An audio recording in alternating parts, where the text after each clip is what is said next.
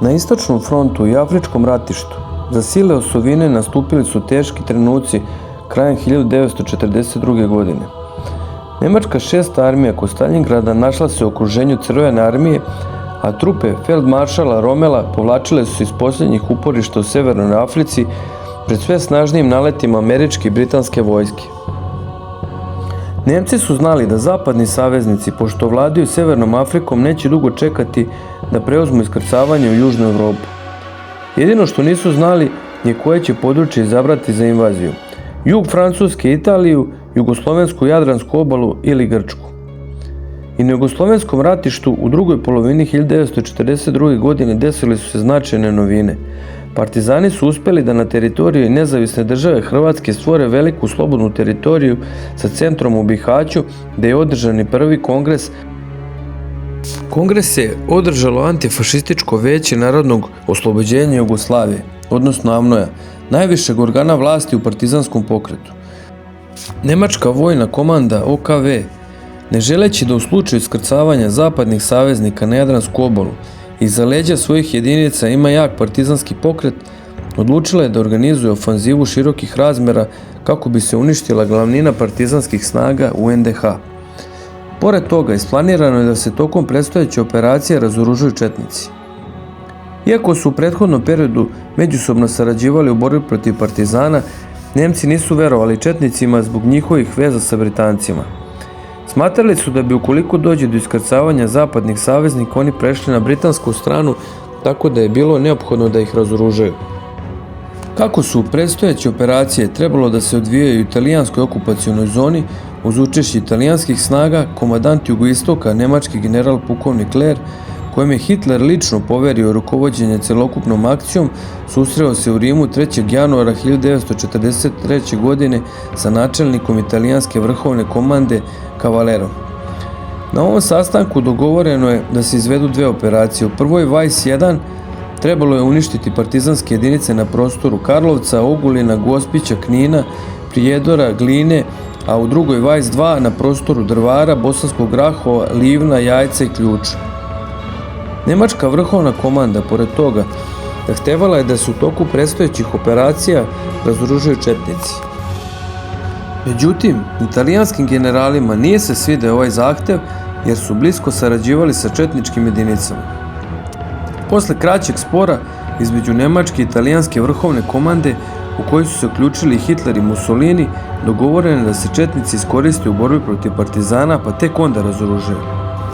Plan Weiss 1 definitivno je razrađen i završen u Zagrebu 9. januara 1943. godine. Ukupne koalicione snage angažovane za borbu protiv partizana, koji su sačinjavali Nemci, Ustaše, domobrani, Italijani, četnici, brojale su preko 90.000 vojnika. Divizija Princ Eugen početkom januara 1943. godine prebačena iz Srbije u Hrvatsku, u Karlovac i okolinu, radi učešća u predstojećoj operaciji Weiss.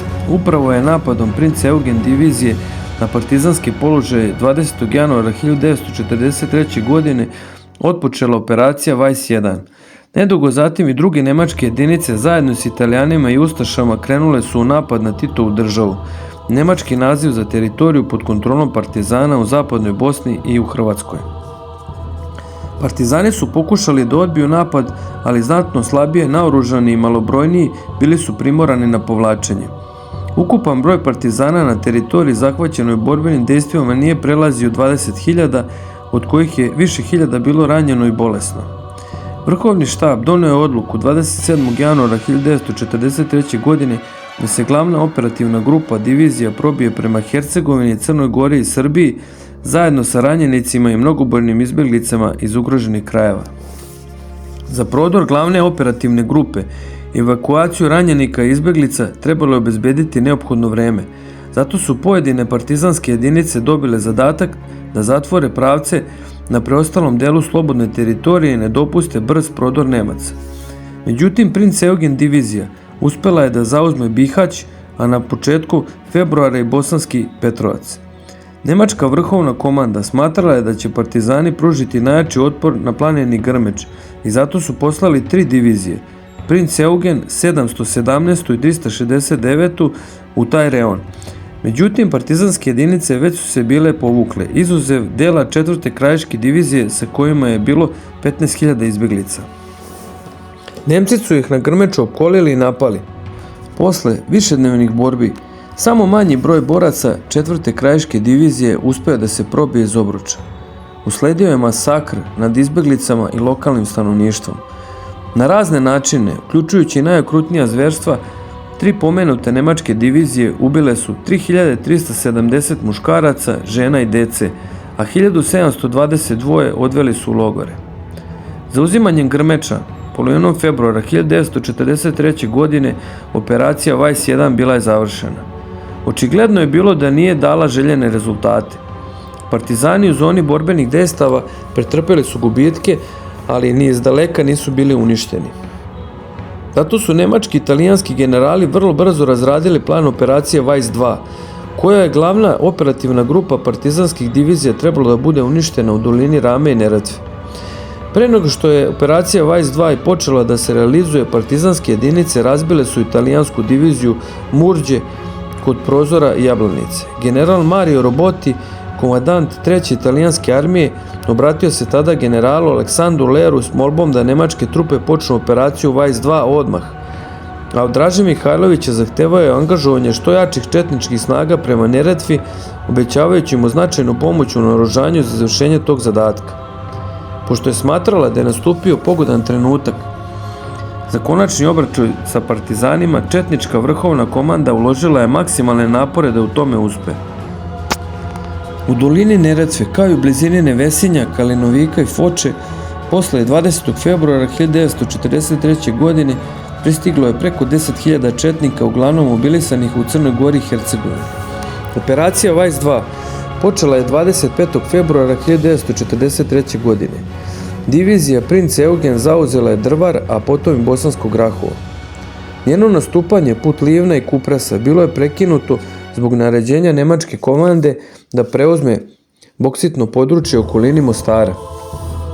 Posle poraza divizije Murđe i povlačenja italijanskih snaga iz uporišta oko Mostara, nemačka organizacija TOT morala je da prekine eksploataciju boksitnih rudnika.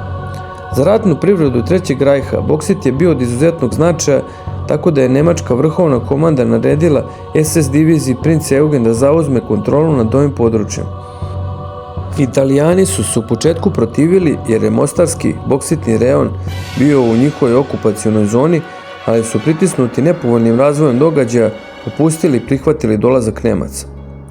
Nedugo zatim operacija Vajs 2 bila je završena. Partizani su posle varke sa srušenim mostovima na Neretvi uspeli da poraze četničke snage kod Čičeva, na Prenju i Treskavici, a potom i kod Glavatičeva, Kalinovika i Nevesinja.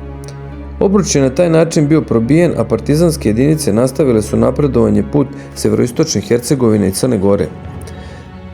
Nemačka vrhovna komanda nije bila zadovoljna rezultatima operacije Vajs 1 i 2, Titova država u zapadnoj Bosni i Hrvatskoj bila je uništena i partizani su pretrpeli značajne gubitke, ali glavna operativna grupa divizije i vrhovni štab uspeli su da se probiju i još uvek su predstavljali opasnost za nemačke snage zbog mogućeg iskrcavanja zapadnih saveznika na Jadransku obalu.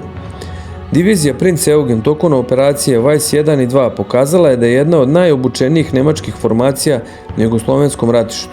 U narednom periodu ona će predstavljati kičmu nemačkih operativnih snaga koje su se borile protiv partizanskih jedinica.